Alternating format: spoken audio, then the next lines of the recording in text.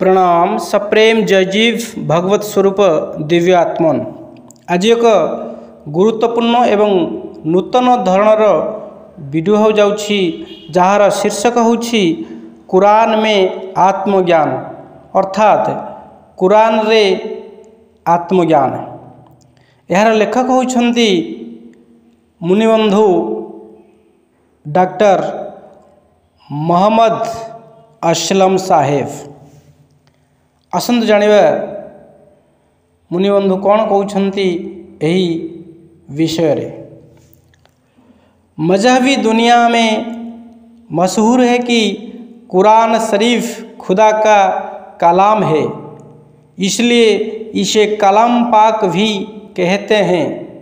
कुरान शरीफ में इतिहास, भूगोल, नीति, राजनीति, धर्म और इंसान के अमली यानी व्यवहारिक जिंदगी पर बहुत सी बातें हैं।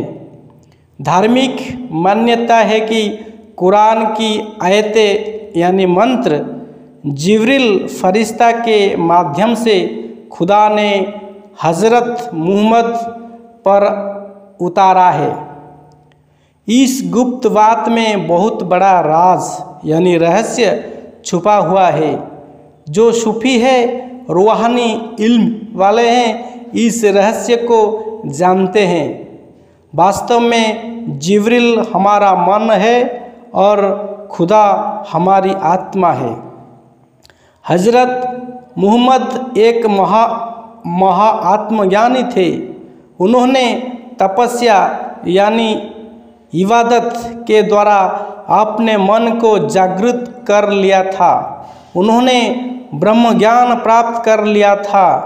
वह प्रतिदिन एक जार यानी पहाड़ की गुफा में जाते थे और उसमें बैठकर चिंतन मनन करते थे।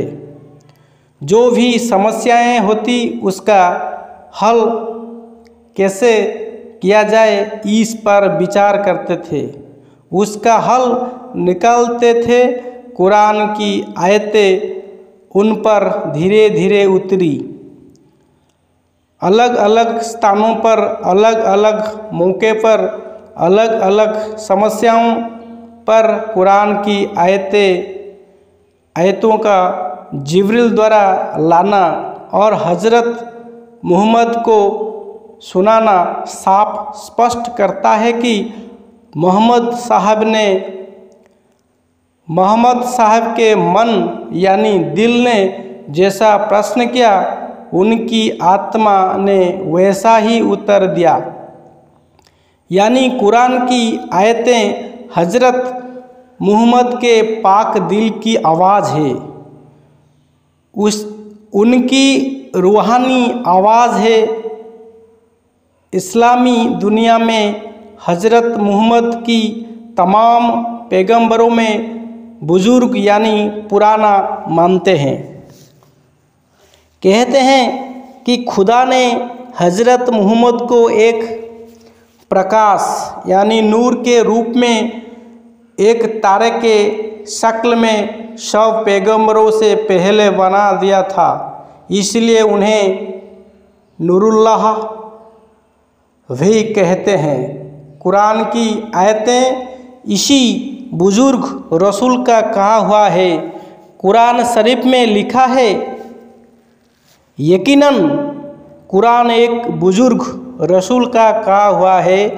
पारा 30 सूरा 51 आयते 16। स्पष्ट हुआ कि कुरान वास्तव में हज़रत मुहम्मद के पाक दिल की आवाज़ है। जीव यानी खुदा की आवाज़ है।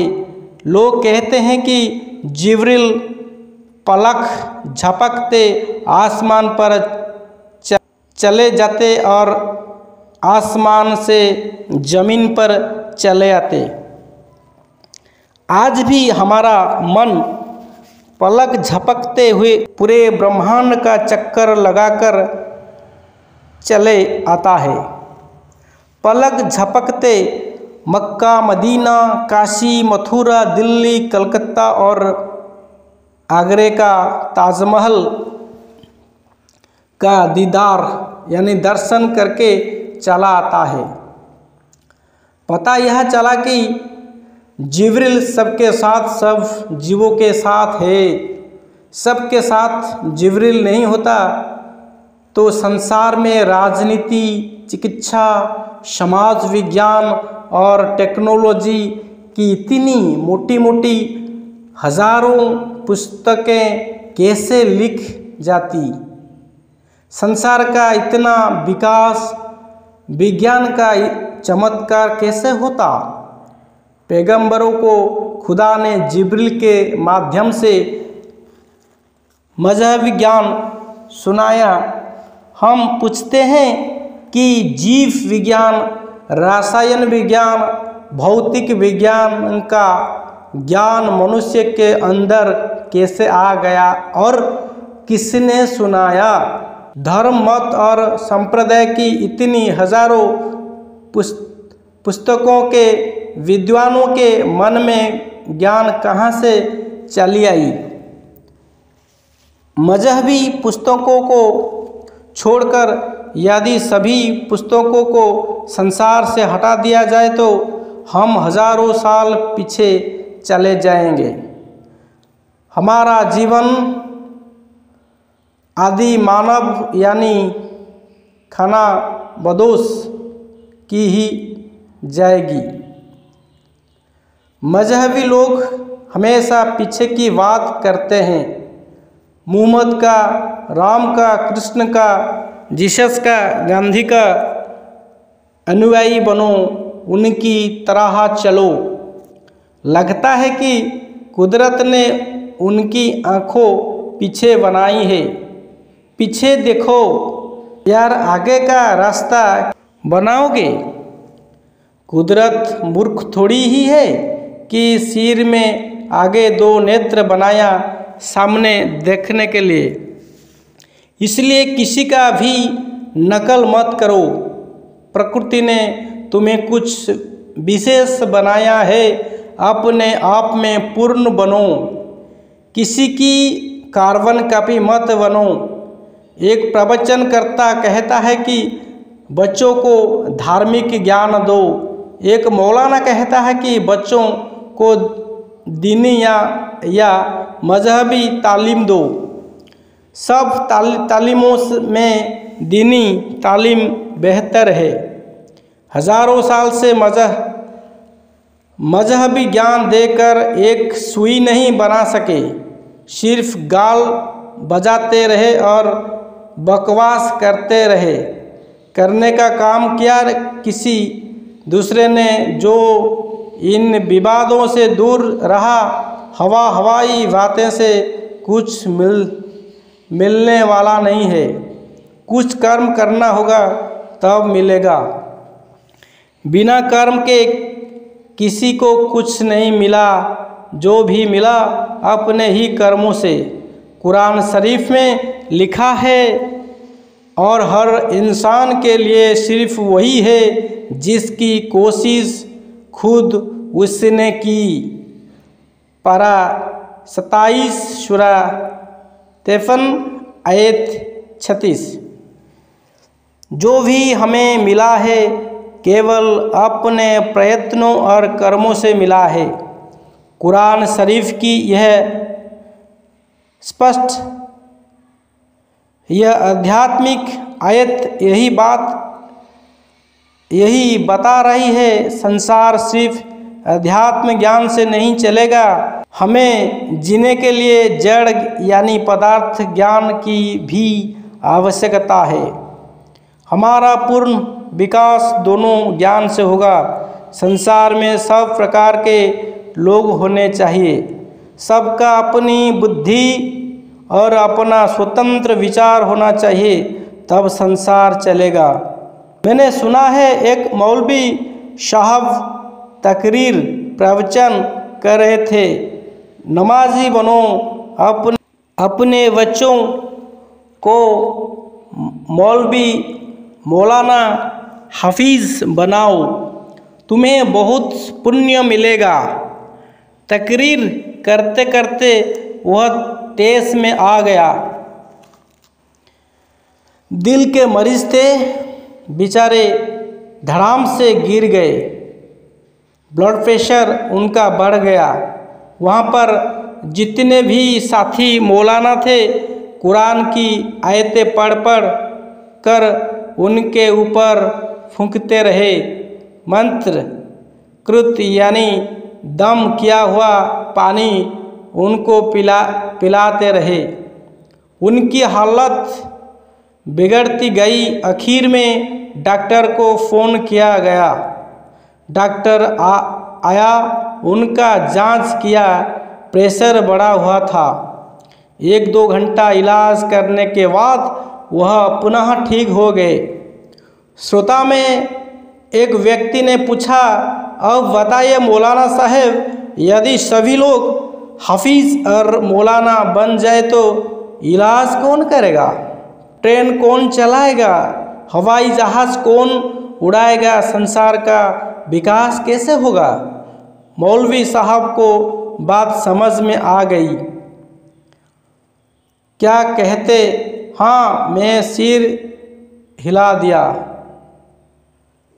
विज्ञान जब भी कोई बात कहता है, कोई नया आविष्कार करता है, नया अध्ययन करता है, मजहबी लोग उस पर यकीन ही नहीं करते। आज भी कुछ मजहबी हैं जो नहीं मानते कि चांद पर मनुष्य पहुंच सकता है, वो झूठ ही मानते हैं।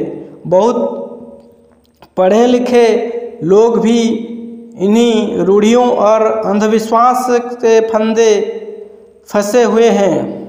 गणेश भगवान के ऊपर का एनिमल बॉडी और नीचे का आधा भाग ह्यूमन बॉडी है।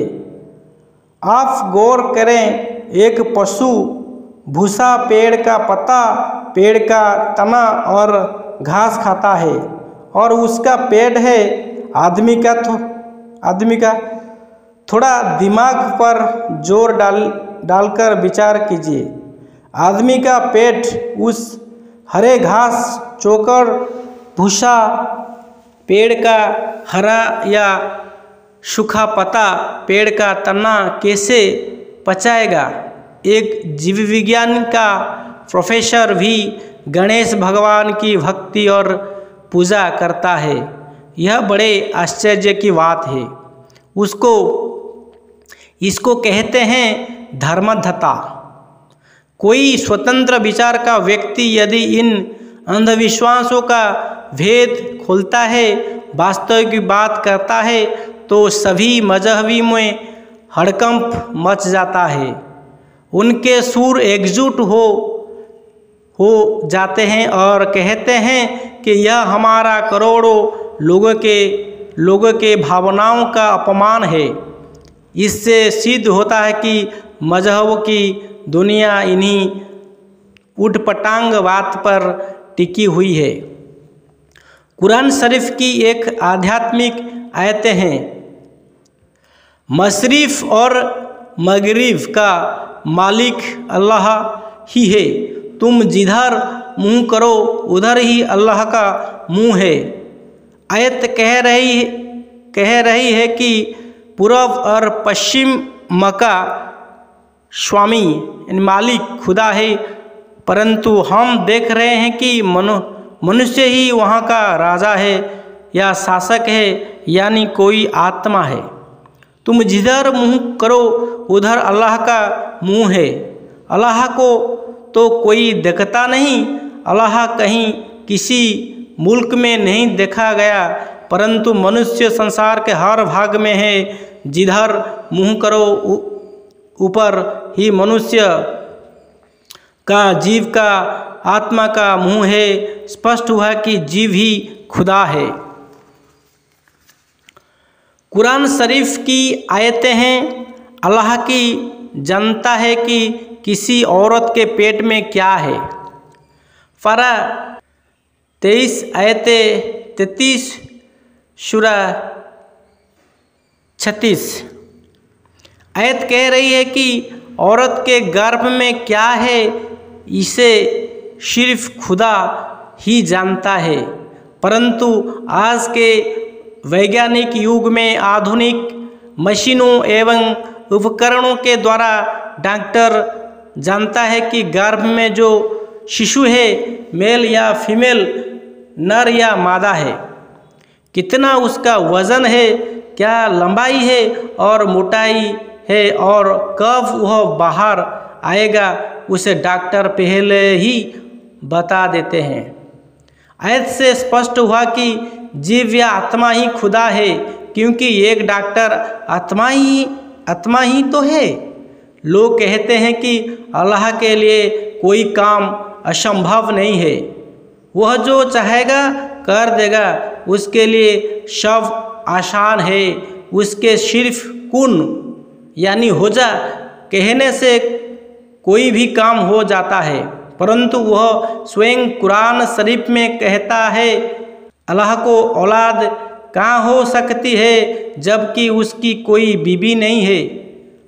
पारा 7 सूरा 6 आयत 12। कितना व्यवहारिक और सत्य बात है कि बिना नर मादा के मिले, बिना स्त्री पुरुष के मिले औलाद होना असंभव है। आसमान से तो शिशु टपकते नहीं, वह किसी माता के ही गर्भ से आते हैं। बिना सिस्टम कोई कार्य नहीं होगा। खुदा भी इन नेचुरल सिस्टम के आगे मजबूर है। स्पष्ट हुआ कि आध्यात्मिक आयत मनुष्य के लिए, जीव के लिए है, अतः जीव ही खुदा है।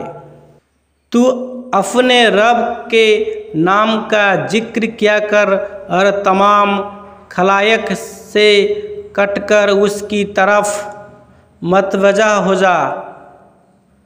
पारा 26 सूरा 27 आयत 5। कुरान शरीफ की यह आयत कह रही है कि तू अपने रब के नाम का जिक्र किया कर। रब कहते हैं कि रब का जिक्र किया कर तो अल्लाह के तरफ इशारा समझा जाता, परंतु आयत कह रही कि तू अपने रब के नाम का जिक्र किया कर और उसकी तरफ मतवजह हो जा, यानी आत्मा की तरफ ध्यावस्त हो जा। क्योंकि खुदा को हम देखते नहीं, वह कहाँ है। जब हमें पता ही नहीं वह कहाँ है तो उसकी तरफ कैसे मुखातिब होंगे। हम अपने को तो अवश्य देख रहे हैं, इसलिए अपनी आत्मा की तरफ ध्यानस्थ हो जा, स्वरूपस्थ हो जा। आयत का यही संकेत है। आत्मा या रूह ही इस शरीर का रब है, जीवन दाता है, और वह तुम्हारे साथ होता है जहाँ कहीं भी तुम हो, और जो तुम करते हो अल्लाह उसे खूब देख रहा है। पारा 27 सूरा 57 आयत 4। इस आयत में खुदा कह रहा है कि मैं तुम्हारे साथ हर वक्त और हर जगह रहता हूँ, और जो तुम करते हो उसको देख रहा हूँ। यहाँ मनुष्य और ईश्वर की बात है। वह यह नहीं कहता कि मैं केवल मुसलमानों के साथ हूँ। खुदा हर जगह रहता है तो इसका घर, मंदिर और मस्जिद कैसे टूट जाते हैं, उसका अपमान कैसे हो जाता है। उसके रहते ही मंदिरों और मस्जिदों में आतंकी यानी दहशतगर्द घुसकर उसके बंदों और भक्तों को गोली कैसे मार देते हैं। क्या खुदा वहाँ नहीं रहता? वास्तव में हमारा निज, हमारी आत्मा, हमारा खुद ही खुदा है, क्योंकि हम जहाँ भी रहते हैं हमारी आत्मा साथ में रहती है। जब मनुष्य अपनी कर्मों, विचारों और व्यवहारों के द्वारा अपनी अपनी आत्मा को खुदा या शैतान बना सकता है, दुष्टात्मा या परमात्मा बना सकता है। आयत में एक बात और है कि जो तुम करते हो मैं बखूबी उसको देख रहा हूँ। एक जालिम, एक बेकसूर आदमी को कोड़ा से पीटता है, उसका नाखून उखड़ता है, उसका एक एक अंग बारी बारी से काटता है, गर्म छड़ से दगता है, उसका आँख फोड़ता है, उसका जीभ खींच लेता है और यातना देकर मार डालता है। और खुदा सिर्फ देख रहा है जो सुपर पावर है। फिर देखकर वह करता क्या है? कैसा खुदा है, कैसा रहमान व रहीम है। वास्तव में यह आत्मा मनुष्य आत्मा या जीवात्मा के लिए है, आसमानी खुदा के लिए नहीं है, क्योंकि मनुष्य में ही जालिम व रहमदिल दोनों है। दोनों के साथ आत्मा और मन है और देख रहा है कि क्या हो रहा है। पता यह चला कि आत्मा ही खुदा है। कुरान शरीफ में आत्मज्ञान की बहुत आयतें हैं, यहाँ सबकी व्याख्या करना असंभव है। अंत में एक और आयत में बारे में चर्चा करता हूँ। क्या उन लोगों ने परिंदों को नहीं देखा जो तावे फरमा होकर फ़िज़ा में हैं, जिसे बजूज़ अल्लाह के कोई थामे हुए नहीं। पारा 14 सूरा 16 आयत 76।